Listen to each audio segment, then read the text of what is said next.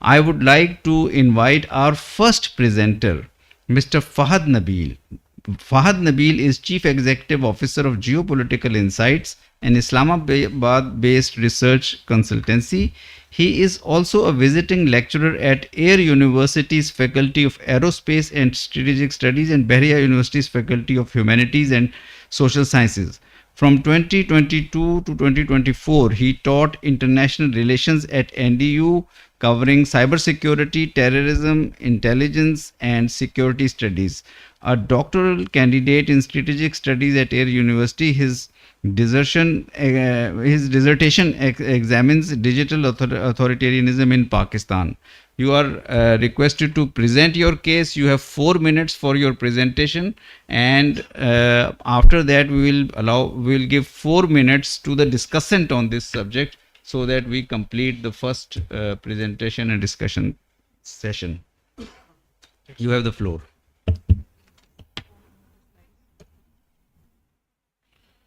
Thank you, Chair. First of all, I would like to express my gratitude to National School of Public Policy for allowing me to share my paper's finding. Just because of the time restrictions, I will be straight going to the point. In this paper, I have tried to address two questions. First is, what is the AI-enabled disinformation tactics which have been used against Pakistan in the past few years, and to what extent those tactics have been used to influence our population.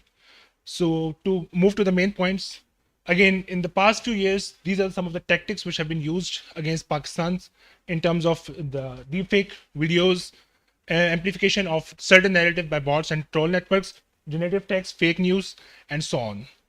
And these are some of the findings of state actors and non-state actors which have been using these disinformation tactics against Pakistan. Again, one of the common misperception is that this Indian Chronicles, which was uncovered by EU Disinfo Lab, was something which has been shut down. This thing is very much in operational. The entities which used to do and push certain narratives against Pakistan continues to operate to this very day.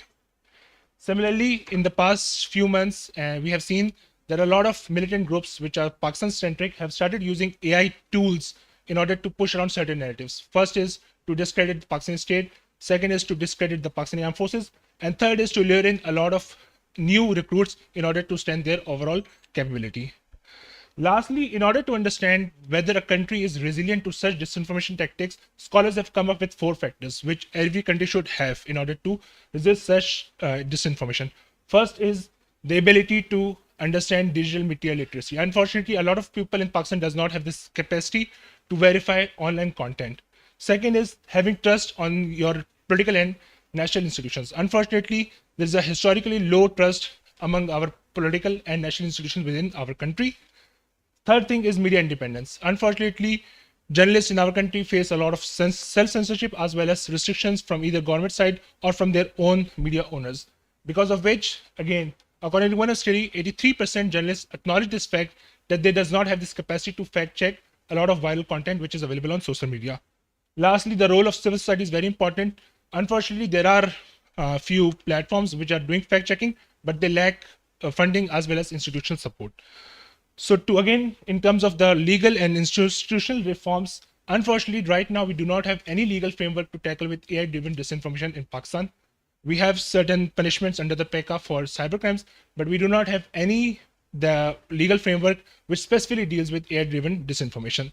Again, this is some of the implications that, again, the public trust on institutions continue to erode with the passage of time, and again, societal divisions continue to exacerbate.